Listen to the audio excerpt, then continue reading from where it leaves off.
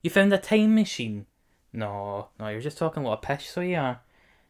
Aye, I'm just about to do a big review roundup, aye. I'm going to put the time codes down below so folk can jump to each certain review, but I do recommend that they watch the whole thing because there might be a release that they've not heard of that they might like. Aye, I'm going to do that. And aye, the top's just going to stay there so I can rank each release from my favourite to least favourite. I'm doing that. I'm doing that. Get back to your time machine, whatever. Eat it. I don't wanna talk about anything. I don't wanna talk about anything. I don't want to make this about myself, but this is also quite literally my video, so I can do what I want. But the first time that I heard anything, I was just reduced to a pile of tears. And bear in mind, this is just one song and it had such a profound impact on me. I could quite literally feel the sun on my skin and a nice gentle breeze on me, like those summer mornings that I've had where I'd let Tigger out into the garden, just kind of sit there in complete tranquility.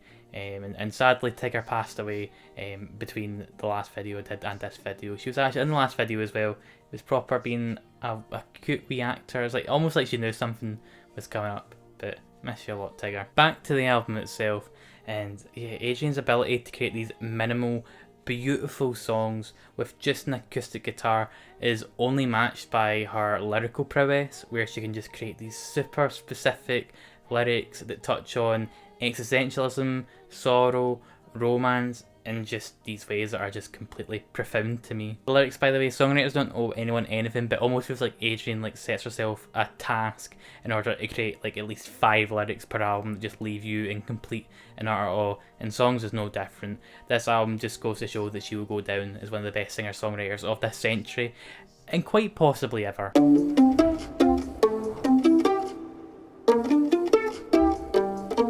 With the explicitness of the lead single and the fact that it was released 2 days before November, it should come as no surprise that Positions is gushing, no leaking, no, dripping with lust and horniness. On first listen, I thought the album was little more than just a stream of late night private Twitter ramblings over some lush instrumentation, and while it does often fit that box, I do find Positions to be often quite charming, not in spite of, but because of its lewdness. Not only does all the intimate talk become more than just that, it also allows for some fucking funny lines. There's a fair few quips and one-liners that honestly feel like they should have a writing credit from someone like Joe Brand, or your older brother's cool friend Joe. In terms of complaints, I don't care for any of the features. If 2020 has given me anything other than mask rash, it's Doja Cat fatigue, and the production does verge on achromatic as the album goes on with its over-reliance on strings that refuse to be seasoned, though some of the brightest, most dazzling songs appear in the latter half, like the title track and POV. It's definitely not up to snuff with Sweetener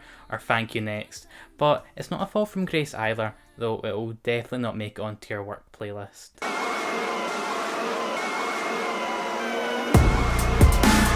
This EP feels like a victory lap following Backwash's last album that I gushed about endlessly in a previous review roundup. Stigma isn't shaking up what happened on that release, though it's hardly like that's necessary of how Backwash's combination of intimidating but simultaneously alluring arrangements, killer hooks and intense cathartic vocal performances aren't close to losing their appeal. The mood all these songs possess are just impenetrable, and I'm going to use up my roundup quote of mentioning gigs for this one because I cannot wait to experience these soundscapes live. I know that Backwash is planning on shaking up things quite a fair bit for our next release, but in the meantime, this EP, that album, and the Polaris Music Prize win, this has just been Backwash's year, and she has deserved it more than anybody.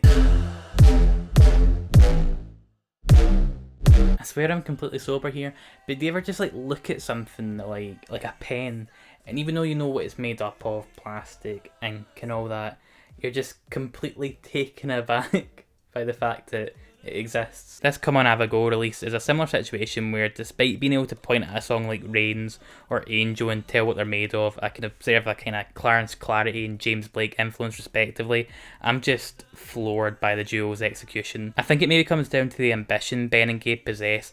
These two decided to take a stab at making a Prince song, and it leaps over the pitfall of becoming a shallow intimidation, Gabe's vocal performance being silky and seductive, while the production is just so lovingly assembled. The run of Rain's Angel, Annihilation and Do What You Like may be the best opening of an album this year, and the creative spark doesn't fizzle out. Whether they're taking a stab at future bass, electro pop, EDM, there just isn't one single falter to be witnessed. One of the strongest albums I've heard this year. Heart Failure just kept me on my toes like my childhood kickboxing lessons, and I'm happy to give this my seal of approval just so that it will get to more ears, because God knows it deserves it.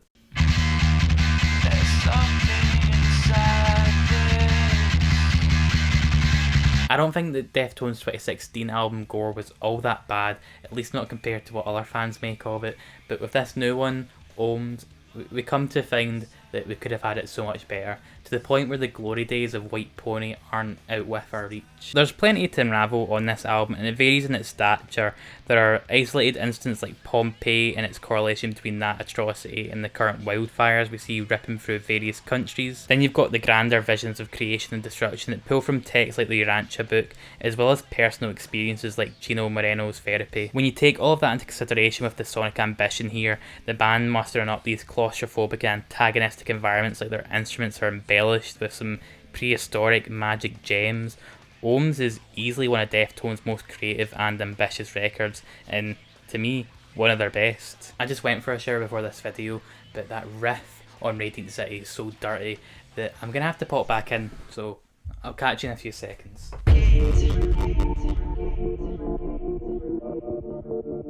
While I am bitter that he didn't ask Anti-Lame to do the artwork for this project, I had really high hopes for this Dizzee Rascal album. After all, this is coming off the back of his 2018 EP Don't Gas Me, and the energy and heat coming from him on the opening track for E3AF gives me the same overwhelming excitement that release did. Despite being 20 years deep into his career, Dizzee follows Wiley's mantra of age is just a number, showcasing the hunger and ferocity of a kid sent to his bed without tea. That same appetite is present on Eastside with guests Getz and Kano, not settling for scraps. Like a rural Scottish road, E3AF isn't without its bumps. I could do it without the saccharine motivational closer. Body Loose is a late noughties dreg, and while this isn't a major criticism, the 100 miles per hour Don't Be Dumb has a Kevin Spacey bar that is like a pair of women's jeans. Out of pocket. The album's title is a reference to Dizzee Rascal's East London postcode, but with the mixture of highs and lows, it does have a fair bit in common with that gaming conference it shares a name with. Yeah, worth tuning in for some of the highlights, but as a complete outing, it does fall a tad short.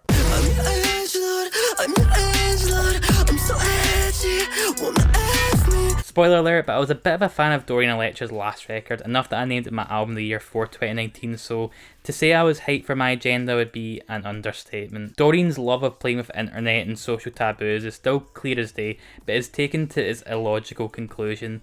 Instead of being the Shadow to flamboyant Sonic, it's more like Big the Cat and Rouge the Bat paired up to rented a cracked version of Logic Pro and wanted to make everything from bubblegum bass to mid-noughties happy hardcore. Take a cut like Ram It Down with its fear of the Lucky Charmed leprechaun turning you gay and an Aggressive-esque climax. It's apparent that My Agenda prioritises being endlessly entertaining and off the wall, which I think is mostly beneficial. However, some of the cuts on here like Iron Fist and Monk Mode can sometimes give me what I can only describe as a caffeine headache. Even when Dorian is taking the piss, you still get those heartfelt moments that were evident on Flamboyant, like the flipping of frat boy culture into an adorable flourishing romance on Sorry Bro I Love You, or the horny on main closer Give Great Thanks. It sincerely closes an often sinister record. I wouldn't say I enjoy this as much as Flamboyant, but I still find myself as enchanted by Dorian's work, and I'm still just excited to see where they go from here, the furthest thing from a sophomore slump. So I recently watched an episode of Taskmaster, great show by the way, and the task that they had to do was carry a tray of pints without spilling a single drop of it while holding a big teddy bear, and it kind of reminded me of this release a little bit. Can DSG channel the OTT-ness of bubblegum pop without going totally overboard, losing the sincerity that makes the genre so great, and just ruining the entire experience? Can they avoid it? I'd have to say no, so this isn't exactly going to convert you if your face falls in on itself when you hear the opening notes to Money Machine. Some cool tracks on here though. Yellow Fire Hydrant sounds like Zimmer American Psycho, and that dilemma of fun versus sincerity settled nicely with pop punk closer Vanna White Claws. Can't decide if my enjoyment of future TikTok anthem E-MILF is ironic, or not, but aye, if you're looking for another slice of ASDF PC music, then this is up your alley.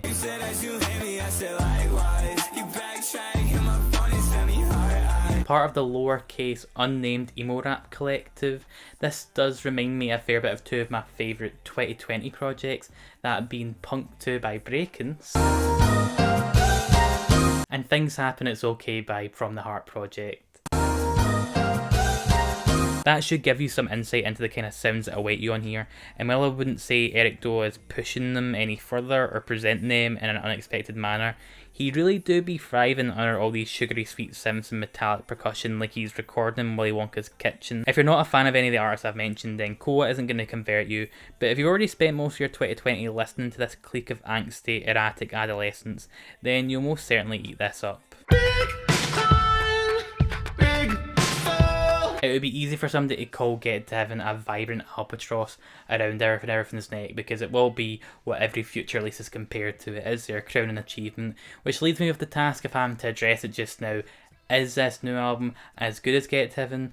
No, Reanimator isn't, and it may in fact be their weakest album to date. The band aren't doing themselves any favours with the Radiohead comparisons that have been thrown their way since their inception. There's a lot of In Rainbow's era worship on this, with tracks like Moonlight that never quite go beyond their obvious influences. As well as that, I just don't find myself being entranced by the band's playfulness this time around, which is limited to moments like a Melisma on Big Climb. It may sound like I'm building up to like a 3 out of 10, but Reanimator is not devoid of any gems, which occur when the band prioritises being themselves, not impersonating somebody else. Lost Powers is a stunning way to kick things off, the band slowly composing what sounds like a beautiful Sunday sunrise with snippets of articles from the morning paper. In Birdsong is still as awe-inspiring and grandiose as it was when it dropped to the lead single. It's just got the ambition and the direction that I think Reanimator is lacking in. So yeah, I'm a little let down by this new record.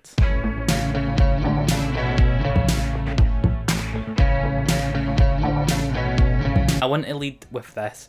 I really love the concept of Song Machine, the fact that the Gorillaz can just work on a song each month and churn it out on a regular basis, as opposed to waiting for years and years and working with a whole range of guests, conventional and experimental. Not that it's stopped in the past, but it's really exciting and I'm looking forward to them continuing with it. In terms of the songs themselves, it's always a delight to hear Robert Smith on anything, let alone a track like Strange Times with how ominous it aims to be, and Aries is just a treat and a half. The best song probably that the band has put out since Plastic Beach, so for that alone it's definitely a step up from the band's previous 3 projects. However, it's not quite the return to form that I was hoping for. I'm a little mixed on the collaborations, because on the one hand, all the tracks I've mentioned so far, in addition to Schoolboy Q, Kano and Elton John, do a wonderful job enhancing the songs they appear on.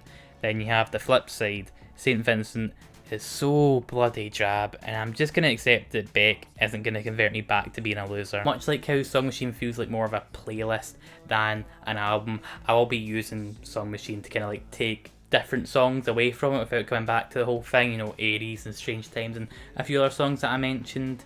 It is definitely a step up from the Now, but yeah, not quite the return to form that I was hoping for. Still, some incredible songs there, definitely.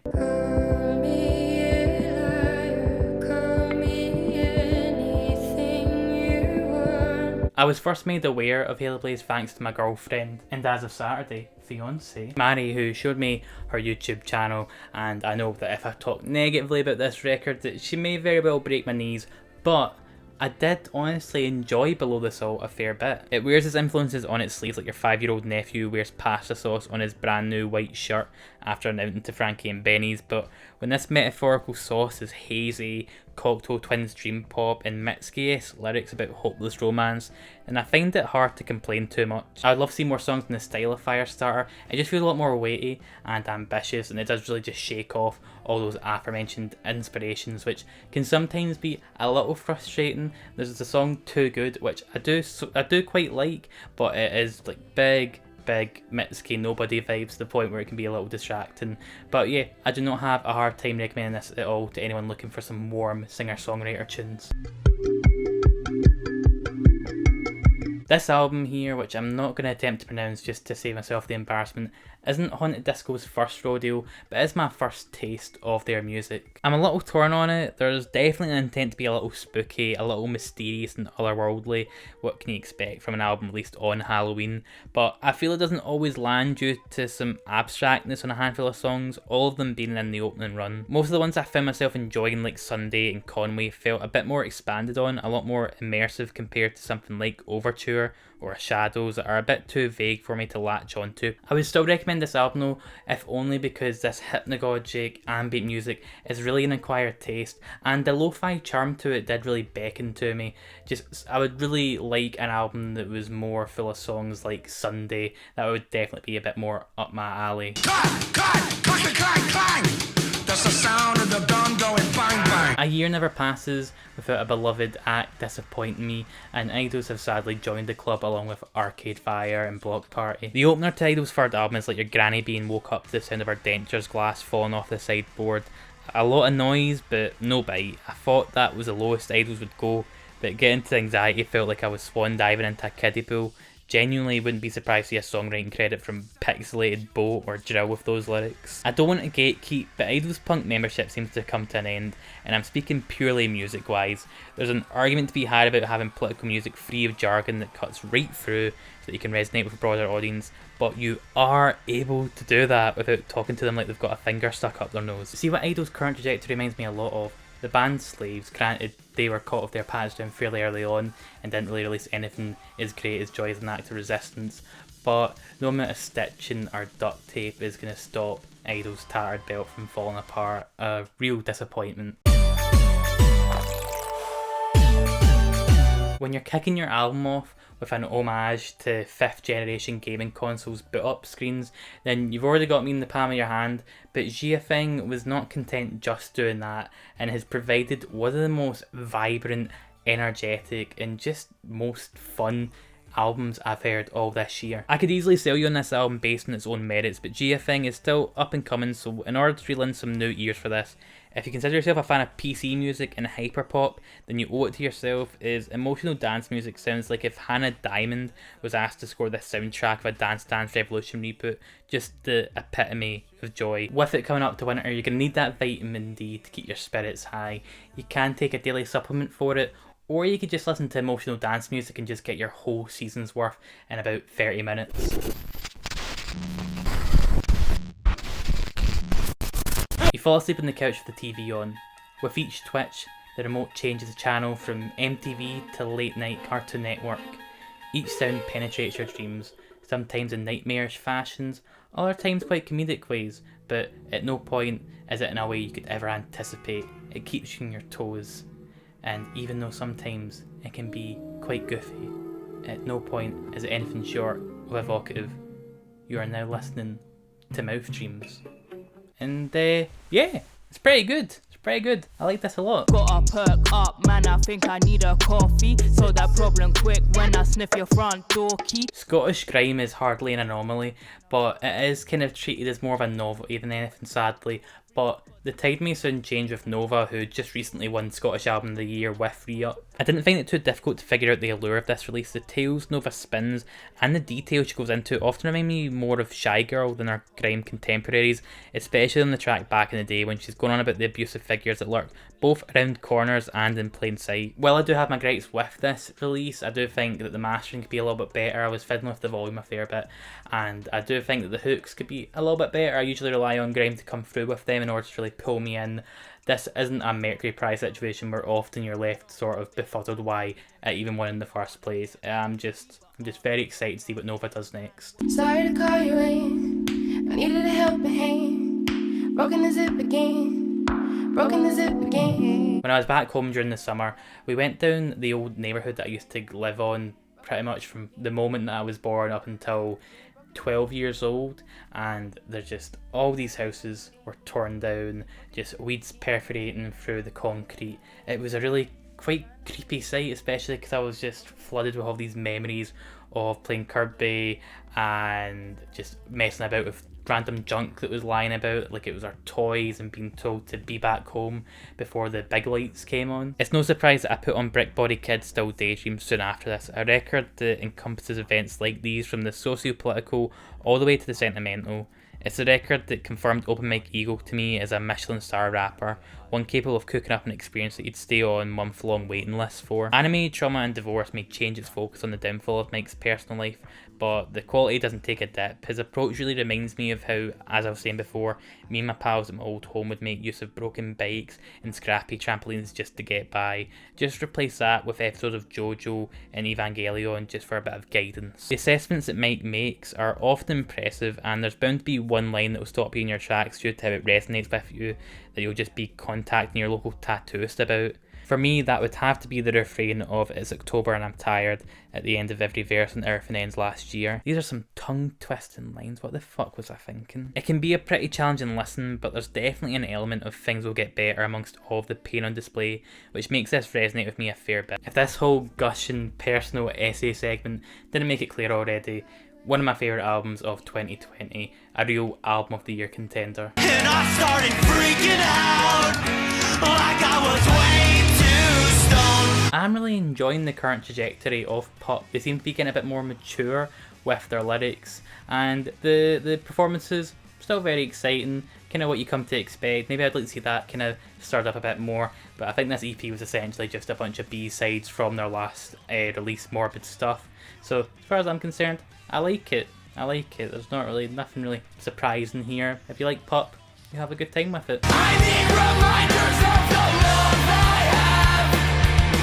I need reminders, good or bad. Stage 4 is one of my favourite albums of all time, so a follow-up to it was always going to have me approaching it quite precariously, through no fault of Touche Amore, by the way, just my own experience of being really excited and then really disappointed. Thankfully that dread was misplaced, because Lament is pretty wonderful and has been quite the grower. I suppose in the same way that Jeremy finds himself processing this epilogue of grief, I too have been left to come to terms with a lot of the sentiments, some of which don't immediately hit, but subsequent listens has really allowed this record to find a place in my heart. In terms of great lines, Savouring is home to one of my favourites. Sometimes the slightest thing will split my head in half.